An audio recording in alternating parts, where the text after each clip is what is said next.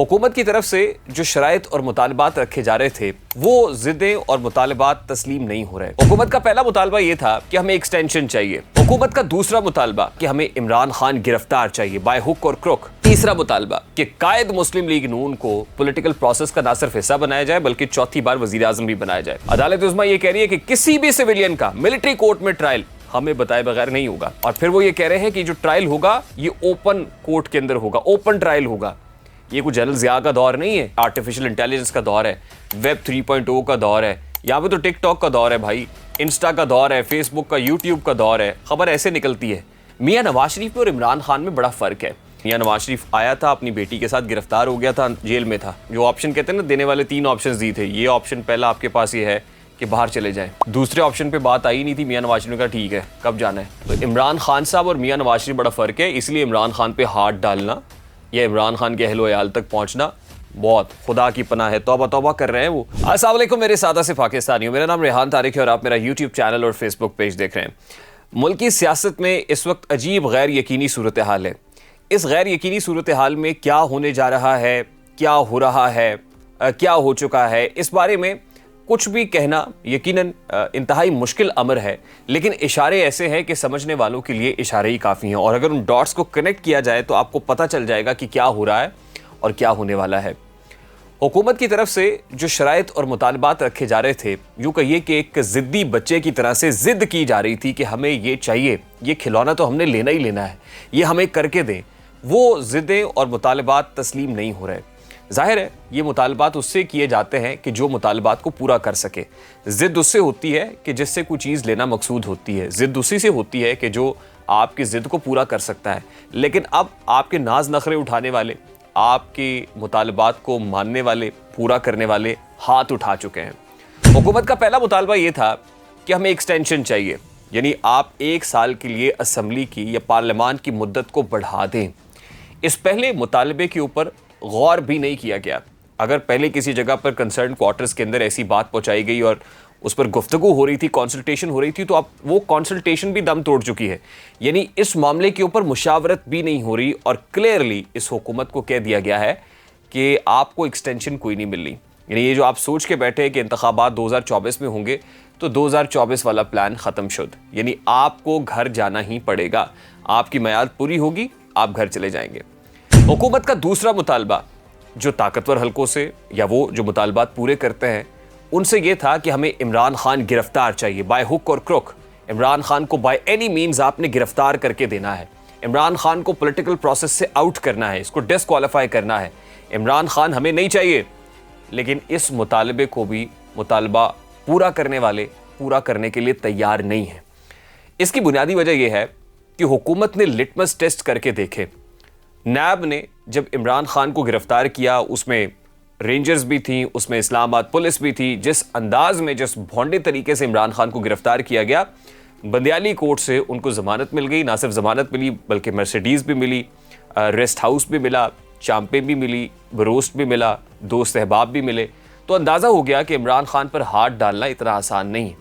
इमरान खान पर जब हाथ डाला गया तो 9 मई इंसिडेंट भी हुआ और जिसकी जितनी बदनामी हो सकती थी, जग हसाई हो सकती थी, वो होने में कोई कसर नहीं छोड़ी गई। तो दूसरा मुतालबा भी at this point in time मानने वालों ने मानने से इनकार कर दिया है कि भाई आप जाने, इमरान खान जाने, हमारा जिम्मा कोई नहीं है। तीसरा अहम मुतालबा PMN लेड कोलिशन के अंदर यह था कि कायद मुस्लिम लीग नून को क्लीन चिट दे के तमाम केसेस साफ करके सर्फ एक्सल से धो के वापस लेके आया जाए और पॉलिटिकल प्रोसेस का ना सिर्फ हिस्सा बनाया जाए बल्कि चौथी बार वजीर आजम भी बनाया जाए। इस मुतालबे को मानने वालों ने मुतालबा मानने से इनकार कर दिया है, क्योंकि अगर ये मुतालबा माना जाता तो फिर लंदन प्लान का जो तासुर है वो मज़ीद ज़ोर पकड़ लेता, मज़ीद तकवीयत मिलती उसको। अब 1 बाय 1 एक मुतालबे का पोस्टमार्टम करते हैं।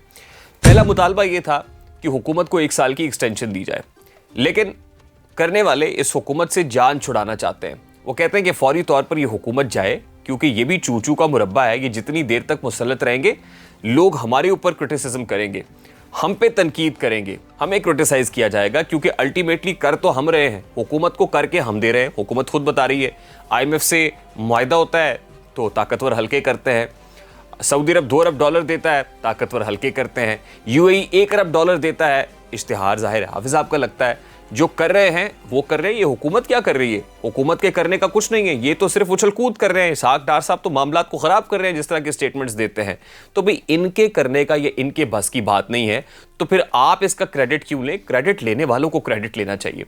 उनको अंदाजा है कि भी जिस तरह से पंजाब में केयर टेकर सेटअप चल रहा है, इसी तरह सेंटर में आए हम बराह रास्त मामलात को देखें तो उनको ये सूट करता है, इसलिए हुकूमत सूट नहीं करती। इससे जितनी जल्दी जान छुड़ा सकते हैं जान छुड़ाएं, ये घर जाए और उसके बाद हम बराह रास्त मामलात को देखें। हाँ, इलेक्शंस होंगे नहीं होंगे, जाहिर है पंजाब के अंदर तो नहीं हुए, वफाक के अंदर भी नहीं होंगे, तो कौन सा ऐसा बम फूट जाएगा, क्योंकि सिक्योरिटी के इश्यूज भी बड़े ख़राब हैं, सिक्योरिटी मामलात ख़राब हैं। अभी तो जो मरदमशुमारी का मामला है, एमक्यू अपने तबले जंग बजाया हुआ है, इस मामले को भी मुश्तरका मफादात काउंसिल यानी काउंसिल ऑफ कॉमन इंटरेस्ट के अंदर आना है। और इतलात ये आ रही हैं कि 25 अगस्त को काउंसिल ऑफ कॉमन इंटरेस्ट का इजलास है। उसके अंदर अगर पुरानी मरदमशुमारी की तौसीक होती है, फिर इलेक्शन पुरानी मरदमशुमारी पर हो जाएंगे। नई मरदमशुमारी का मामला अगर होता है तो फिर जाहिर है एक्सटेंड करना पड़ेगा। लेकिन तमाम पॉलिटिकल फोर्सेज ये चाहती हैं कि फाइनल इलेक्शन करा दो, यानी पहले जो कह रहे थे इलेक्शन डिले हो जाए, अब सब ये कह रहे हैं इलेक्शन तो फौरी तौर पे कराएं, क्योंकि इनको अंदाज़ा है कि अगर पंजाब की तरह से केयर टेकर सेटअप वफाक में भी आ गया और किसी की मर्ज़ी से आया, ज़ाहिर आपकी मर्ज़ी से तो आना नहीं है, जो चाहेंगे वो अपनी मर्ज़ी का सेटअप ले आएंगे और फिर अपनी मर्ज़ी के तहत उसको चलाते रहेंगे तब तक जब तक मुल्क की इकॉनमी स्टेबलाइज ना हो जाए, मुल्क की सिक्योरिटी हालात बेहतर ना हो जाए, मरदमशुमारी का कट्टा सिमट ना जाए। तो पहले सवाल का जवाब तो आपके सामने है। दूसरी इंपॉर्टेंट चीज़, इमरान खान को गिरफ्तार करें। आज ही सिविलियंस के मिलिट्री कोर्ट में ट्रायल के खिलाफ दायर दरखास्तों पर आपने अदालत के रिमार्क्स, अदालत उज़्मा के रिमार्क्स देख लिए होंगे। अदालत उज़्मा ये कह रही है कि किसी भी सिविलियन का मिलिट्री कोर्ट में ट्रायल हमें बताए बगैर नहीं होगा, अदालत को बताना पड़ेगा। और फिर वो ये कह रहे हैं कि जो ट्रायल होगा ये ओपन कोर्ट के अंदर होगा, ओपन ट्रायल होगा। ये कोई जनरल ज़िया का दौर नहीं है कि मार्शल लॉ मुल्क पर लगा दिया जाए, हम ऐसा नहीं होने देंगे। इसके अंदर भी इशारा है समझने वालों के लिए। जो ताकतवर हल्के हैं वो भी इंटरेस्ट नहीं ले रहे कि चेयरमैन पीटीआई का इमरान खान का ट्रायल मिलिट्री कोर्ट में चलाया जाए। अगर वो इंटरेस्ट ले रहे हो तो क्या मजाल है बंदियाली कोर्ट की कि वो मिलिट्री कोर्ट के में ट्रायल की जो है मजम्मत करे या उसके खिलाफ आ जाए। फिर अल्टीमेटली उन्होंने कहा ठीक है अभी तक तो ट्रायल किसी का शुरू नहीं हुआ। अटॉर्नी जनरल ने कहा नहीं किसी का शुरू नहीं हुआ, सब जेलों के अंदर है इस वक्त और उनके साथ कोई दहशत गर्दों जैसा सलूक नहीं हो रहा। उन्होंने कहा नहीं हो रहा, अच्छा चलो ठीक है। फिर वो उठ के चले गए। जजेस ने समात मुलतवी कर दी कि नहीं हो रहा, अभी तो सवाल ही पैदा नहीं होता। हुक्म इम्तना हाँ मुस्तरद कर दिया उन्होंने कि इसमें आप कहें कि हुक्म इम्तना दे दें, हुक्म इम्तना मुस्तरद किया और बेंच से उठकर चले गए। अब यहां से समझने वालों के लिए इशारा है कि मिलिट्री कोर्ट पे खान साहब का ट्रायल एज ऑफ नाउ होता हुआ नजर नहीं आ रहा है। हुकूमत अब टामक टोइयां मार रही है। हुकूमत को जब ये पता चल रहा है कि ये जिद पूरी नहीं हो रही कि इमरान खान गिरफ्तार हो या डिस्क्वालीफाई हो, तो उन्होंने अपने तई तड़पना फड़कना रक्स करना शुरू कर दिया है। साइफर मामला एक बार फिर जिंदा हो गया है। आजम खान का स्टेटमेंट, कन्फेशन स्टेटमेंट इस वक्त खबरों की जीनत बना हुआ है। उसके बाद भी हुकूमत मुकदमा दर्ज नहीं कर रही कि सीक्रेट एक्ट की दफात के तहत मुकदमे का इंदराज हो, हुकूमत नहीं कर रही। बट ठीक है, FIA को दिया हुआ है। FIA जैसे मिसबाउल हक को टुक टुक कहते थे, टुक टुक चलती रहे, FIA करे और FIA जाने, इमरान खान जाने, हमें क्या है। दूसरा इंपॉर्टेंट केस तोशा खाना का है। तोशा खाना केस में भी खासी तेजी आती हुई नजर आ रही है। अलकादे ट्रस्ट केस के अंदर भी ये कहा जा रहा है कि आजम खान ने वहां भी स्टेटमेंट रिकॉर्ड करा दिया और नैब को रिकॉर्ड कराया, यानी वहां भी वादा माफ गवाह बन गए हैं। साइफर मामले पे भी बहुत सारे और नाम लिए जा रहे हैं कि उन्होंने भी अपने स्टेटमेंट्स रिकॉर्ड करा दिए।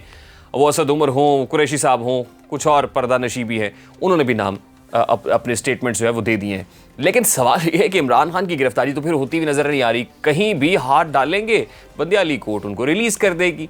तो इसका मतलब ये है कि हुकूमत अब जाते जाते तड़प और फड़क जरूर रही है, लेकिन उनको पता है इससे होना क्या है। होना वो ना कुछ नहीं है। हाँ, एक बयानिया जरूर मिल सकता है और बयानिया शहीद होने का बयानिया होगा कि हमने तो जो करना था करके देख लिया, लेकिन क्या करें कि बंदियाली कोर्ट उन्हें जमानत दर जमानत दे देती है। तो ये जो सहूलतकारी है ये मुल्क का सत्यानाश कर रही है। हाँ, ये सियासी बयानिया जरूर हो सकता है इंतखाबात के अंदर, ठीक है। दूसरा मामला तो अपनी जगह पे बिल्कुल चौपट हो गया। तीसरी इंपॉर्टेंट चीज ये है कि कायद मुस्लिम लीग नून मियां नवाज शरीफ को वापस लेके आया जाए। पिटीशन भी कोई नहीं करनी हमने अदालत के अंदर, इसलिए नहीं करनी कि वहां बंदियाल साहब बैठे हुए हैं। भाई अदालत खुद माफी मांगे, हाथ जोड़ के मियां नवाज शरीफ से माफी मांगे, उसको जो इश्तिहारी और मफरूर करार दिया हुआ है वो टैग वापस ले, सिजिलियन माफिया और गॉड फादर का जो टैग था वापस ले, तमाम तर केसेस से में दूध की तरह धो दे और उसके बाद मियाँ साहब से रिक्वेस्ट करे कि मियाँ साहब थोड़ी मेहरबानी वापस आ जाओ। तो मियाँ साहब भी वापस आते हुए नजर नहीं आ रहा, क्योंकि अदालत तो ऐसा कुछ करने के लिए तैयार नहीं है एज ऑफ नाउ। और जो लाने वाले थे मियाँ साहब को, वो भी जाहिर है ये बोझ बर्दाश्त करने को तैयार नहीं है, क्योंकि इस्टेब्लिशमेंट को अंदाज़ा है कि जितना इस्टेब्लिशमेंट को डिफेम किया जा सकता था किया गया, जितना इस्टेब्लिशमेंट का इमेज ख़राब किया जा सकता था वो किया गया है। अगर अब इस डेकेड के अंदर कि जहाँ पर आर्टिफिशियल इंटेलिजेंस का दौर है, वेब 3.0 का दौर है, यहाँ पे तो टिकटॉक का दौर है भाई, इंस्टा का दौर है, फेसबुक का, यूट्यूब का दौर है, खबर ऐसे निकलती है। इतना आसान नहीं है, लोग समझे है कि आसान है मुसलमानों, इतना आसान नहीं है मामला। तो इस्टेब्लिशमेंट को अंदाज़ा है कि जितना इस गंद में पड़ेंगे, कीचड़ में पत्थर फेंकेंगे, तो छींटे हमारे ऊपर आएंगे। इंपॉर्टेंट क्यों है ये, ऐसा क्यों इस्टेब्लिशमेंट महसूस करती है? मियाँ नवाज शरीफ में और इमरान खान में बड़ा फ़र्क है। मियाँ नवाज शरीफ ने 2006 में चार्टर ऑफ डेमोक्रेसी किया, वतन से बाहर थे, जिला वतनी काट रहे थे, एग्जाइल से वापस आए। 2008 में पाकिस्तान मुस्लिम लीग नून की पंजाब में हुकूमत बनी और वफाक में पीपल्स पार्टी थी। उस वक्त मियाँ Nawaz Sharif was a changed मियाँ नवाज शरीफ। मियाँ नवाज शरीफ तब्दील होकर आए थे, क्योंकि उन्होंने इससे पहले बहुत सारे जख्म खाए हुए थे। और जब 2011 में प्रोजेक्ट इमरान खान पे इन्वेस्टमेंट शुरू हो गई थी, 2013 में मियाँ नवाज शरीफ की हुकूमत आ गई और वो वज़ीर आज़म बन गए, लेकिन इस्टेब्लिशमेंट फिर भी मियाँ नवाज शरीफ को अच्छा नहीं समझती थी। वो उनकी आंखों में खटकता था, आंख का तारा नहीं था, आंख का तारा इमरान खान ही था। इसीलिए इस्टेब्लिशमेंट ने 2014 के अंदर धरना करा दिया, क्योंकि वो तो मियाँ नवाज शरीफ को एक आंख नहीं भाता था मियाँ नवाज शरीफ उनको, और मियाँ नवाज शरीफ को डॉन लीग्स की पादाश में घर भेज दिया गया। तो मियाँ साहब और इस्टेब्लिशमेंट का कोई उस वक्त की इस्टेब्लिशमेंट थी, कोई नेक्सस नहीं था कि मियाँ नवाज शरीफ निकल भी गया तो ये सिर्फ इतना ही कहता रहा कि मुझे क्यों निकाला। इससे ज़्यादा तो इससे एक हर्फ आगे नहीं बढ़ा कि मुझे क्यों निकाला। वो तो बाद में जाके गुजरावाला तकरीर में बाजवा साहब का नाम लिया, बाजवा साहब। उससे पहले तो मियाँ साहब की मुंह में ज़बान ही नहीं थी, कुछ भी नहीं कहा, मुझे क्यों निकाला, बस ये सवाल था। और मुझे क्यों निकाला की भी जो है वो जग हसाई इमरान खान ने की। यानी मियाँ नवाज शरीफ से इतना खतरा उस वक्त की इस्टेब्लिशमेंट को नहीं था, उनको पता था कि हमारे राज इनके पास कोई नहीं है इस वक्त की, वो जो पहले होना था हो गया है, अब कोई ऐसा चक्कर नहीं है। लेकिन इमरान खान तो इस्टेब्लिशमेंट के बगैर चलता ही नहीं था। इमरान खान ने तो कुछ किया ही नहीं। परवेज़ इलाही का स्टेटमेंट याद नहीं आपको कि इनकी तो नैपियाँ चेंज की हैं, यानी इसको तो चलना भी नहीं आता था, ये तो कुछ कर ही नहीं सकता था, इसको तो करके दिया गया है। इसको खाना पका के मुंह में रोटी डालते थे, लुकमे डालते थे, तो फिर ये खाता था। तो यानी इसके तो नाज नखरे उठाए गए हैं। तो इमरान खान को तो सारा ही पता है कि इस्टेब्लिशमेंट में किसने क्या किया है। और इमरान खान है भी, जिसको कहते हैं ना उर्फ़े आम में भौंका, वो भौंकते भी हैं, वो बता भी देते हैं और सब कुछ कह देते हैं। अब कल की जो तकरीर की है, सुनने में आ रहा है कि तकरीर में ही बहुत कुछ कहना था, लेकिन वो तकरीर भी रुकवाई गई, टोन डाउन की गई। अब बात यह है कि इस्टेब्लिशमेंट को भी अंदाज़ा है कि जितना ये जिस नहज के ऊपर हमें ले आया है और जितनी तकरीरें कर चुका है और जितना करता है उतना ही ज़्यादा पॉपुलैरिटी बढ़ती है, तो भाई इससे जान छुड़ाए, इसको जैसे है जहाँ है कि बुनियाद पे चलता रहने दें, वो हल्की हल्की ढोलकी बजती रहे, कोई मसला नहीं है।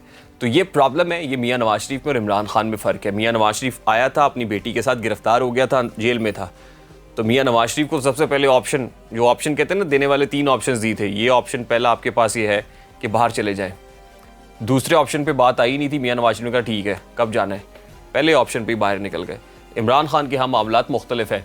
तो इमरान खान साहब और मियाँ नवाज शरीफ बड़ा फ़र्क है, इसलिए इमरान खान पे हाथ डालना या इमरान खान के अहलो अयाल तक पहुँचना बहुत खुदा की पनाह है। तौबा तौबा कर रहे हैं वो। तो इस वक्त यही मसला है, इस वक्त के पॉलिटिकल स्टेक होल्डर्स के लिए मामलात उनके बस में दिखाई नहीं दे रहे, और जो कुछ आपको नज़र आ रहा है वो फ्रस्ट्रेशन है, मायूसी है, परेशानी है। मुझे रेहान तारिक को इजाज़त दीजिए, अपना बहुत सारा ख्याल रखिएगा। अस्सलाम वालेकुम।